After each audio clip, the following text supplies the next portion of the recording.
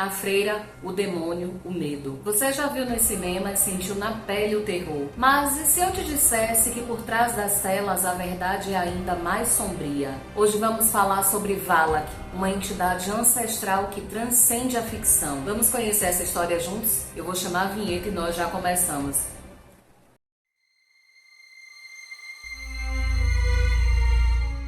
Olá meus amores, eu sou a Van Farias e sejam todos muito bem-vindos e bem-vindas ao meu canal. Bom gente, os pedidos são sempre os mesmos, né? Já aproveita gente, desde o princípio do vídeo, se inscreve no canal, ativa o sininho de notificações, deixa aquele like amigo que é super importante pra mim, tá? E aproveita e me segue também no Instagram, nesse endereço que tá aparecendo aqui pra vocês, porque por lá eu sempre vou avisar o que vai rolar aqui no canal com muita antecedência e de vez em quando também rolam umas novidades. Sem muitas delongas, vamos ao vídeo. Entre os filmes do gênero terror mais recentes, uma sequência se destaca ao apresentar uma figura especialmente assustadora e sinistra. Eu estou falando exatamente da entidade conhecida como Valak, que aparece nos filmes Invocação do Mal 2, Annabelle e A Freira 1 e 2. Mas será que existe alguma base de verdade nesse personagem aterrorizante? E a resposta é sim. Antes de mais nada, gente, eu preciso dar duas explicações para vocês sobre dois termos que serão usados a seguir só para que fique mais fácil o entendimento. Primeiro,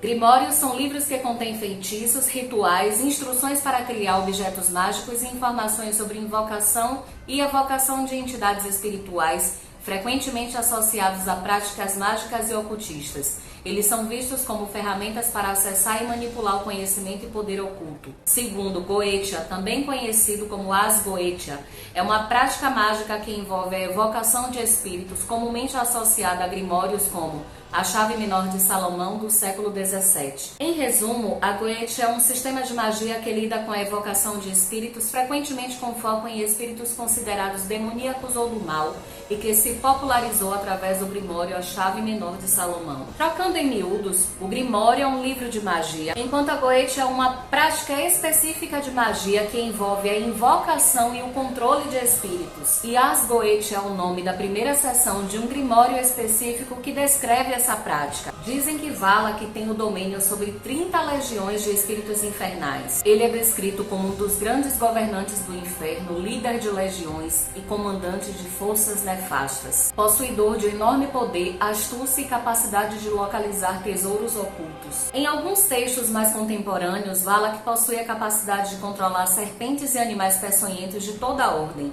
E segundo certos documentos, estende esse mesmo poder àqueles que invocam seu nome, fornecendo a eles imunidade a venenos mortais. A aparência física de Valak não é a de uma freira velha e aterrorizante, mas de um tipo de querubim, um anjo em forma de menino com asinhas pequenas nas costas e uma aparência delicada que é totalmente enganadora.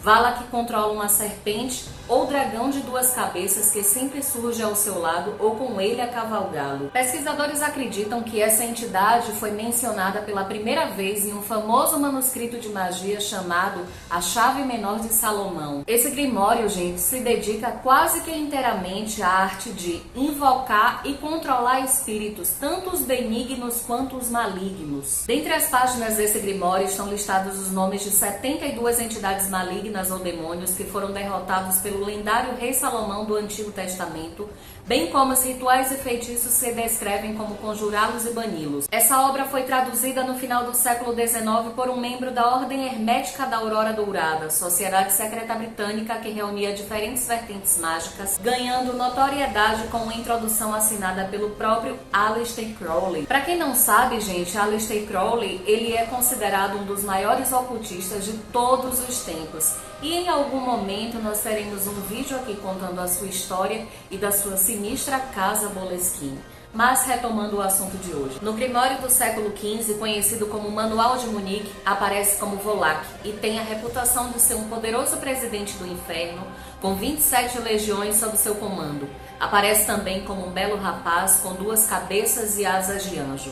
Na Goetia do Dr. Hood, consta que é coibido pelo anjo Yahel, sendo que nesse texto ele é chamado de Valu. Já algumas outras obras o apontam como líder de 38 legiões de demônios ao invés de 30 ou 27. Por ser considerado um demônio antigo, Valak poderia assumir outras formas, utilizando-se da sua imagem inocente e infantil para atrair e enganar suas vítimas. Cada uma dessas obras apresenta uma forma de negociar e barganhar com Valak. Vocês acham que isso é uma boa ideia? Eu particularmente acho que não. Contudo, gente, o livro A Chave de Salomão sempre foi a fonte mais importante a respeito dele. Olha só, gente, esse livro era considerado tão ofensivo e herético pela igreja medieval, que até hoje ele figura no índice dos títulos proibidos e não é reconhecido ou aprovado pela Igreja Católica desde 1599. E agora eu cheguei no ponto que eu acho mais interessante de todo esse vídeo, que é um detalhe curioso abordado no filme A Freira e diz respeito a uma sinistra abadia localizada na Romênia. Gente, prestem bastante atenção em todos os detalhes que eu vou contar para vocês, que aí vocês vão ver a genialidade, né, desses diretores que vão fazendo um catado e fazem assim, mesmo que os filmes não tenham sido brilhantes, todo aquele fundo é sim de uma inteligência incrível. Na trama, o local que serve como cenário para o filme é fictício, mas chama-se Abadia de Santa Carta. Na produção, esse local é assombrado por uma entidade demoníaca que pretende escapar do seu confinamento. Por mais bizarro que possa parecer, essa história parece inspirada em um incidente real, embora Valak não seja mencionada em nenhum momento. A abadia em questão chamava-se Carta ou Monastério de Carta e se localiza no sul da Romênia, na região mundialmente conhecida como Transilvânia. O lugar, gente, era tão isolado, sombrio e assustador quanto a abadia que realmente aparece no filme. O monastério pertencia à ordem beneditina, mas ele foi originalmente construído por monges cistercienses por volta de 1200 como uma igreja. Em algum momento do século XIII, o prédio se incendiou misteriosamente. Várias pessoas ficaram presas no seu interior e morreram queimadas. Isso, é claro, contribuiu para que algumas passassem a considerar o lugar assombrado.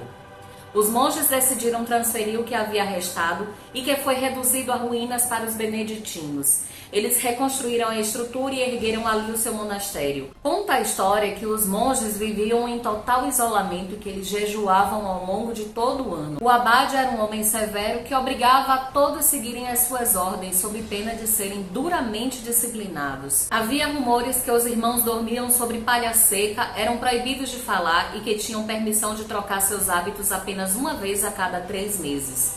Os dias transcorriam em orações e trabalho pesado, o único alimento vinha de uma pequena horta e não era suficiente para todos. A vida deles era de extrema austeridade, em completa observância às regras de São Benedito que previam a existência frugal, trabalho constante e humildade.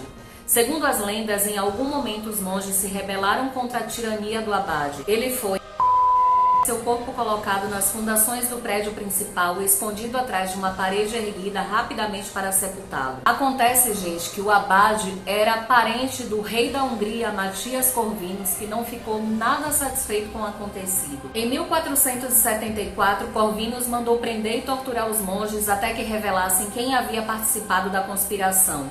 12 monges foram julgados, 8 acabaram condenados e executados. O complexo foi então abandonado, ainda mais depois que muitos acreditavam que o lugar era assombrado pelo espectro do abade. Apenas no século XVII o lugar foi reformado e transformado em uma igreja pela paróquia local. Os monges enterravam seus mortos em um pátio na frente do monastério que recebeu o nome de Jardim dos Sepulcros, onde supostamente a vegetação não crescia, uma vez que a única coisa plantada ali eram cadáveres. Posteriormente, o lugar recebeu os cadáveres de soldados mortos na Grande Guerra. Estranhamente, uma escavação realizada em 1920 para remover os restos de militares e os transferir para Bucareste revelou 2 ossadas de homens medindo 2 metros de altura, uma estatura incomum tanto para a época quanto para os habitantes da região. Alguns passaram a acreditar que os 2 eram vampiros ou homens vindos de terras distantes. Ninguém jamais soube. Essa informação, gente, eu já não sei se de fato procede, porém tá na história e eu resolvi trazer para vocês, tá? O estilo gótico da construção e as muitas histórias contadas ajudaram a construir a reputação sinistra do local. O que não faltavam eram incidentes inexplicáveis que não paravam de ser contados pelos religiosos que habitavam ali o local. Tremores misteriosos, sombras espectrais que atravessavam as paredes e vozes gritando eram os relatos mais frequentes. Contudo, haviam também os lamentos, um cheiro de queimado que surgia de repente. Lembram que no passado o monastério pegou fogo? Pois é. Além também da sensação de uma estranha presença fantasmagórica. Um homem de aspecto maligno que teria sufocado mais de um sacerdote que correu risco, que se aventurou pelos corredores do monastério à noite. E os rumores mais persistentes é que esse fantasma com aspecto maligno pertence ao abade, que foi morto e sepultado ali no interior do monastério. Em meados de 2000, parte do monastério foi desativada e acabou se deteriorando rapidamente. Já em 2008, um campanário ruiu e o sino colocado ali em 1495 veio ao chão. Posteriormente, a igreja foi restaurada e se tornou um destino procurado por turistas. É claro, o demônio Valak não parece ter nenhuma relação com a história local, mas isso não impediu que os roteiristas criassem uma conexão e escrevessem o filme. Mas qual que seria essa conexão? O sinistro demônio foi inspirado em relatos e vivências da própria Lorraine Warren.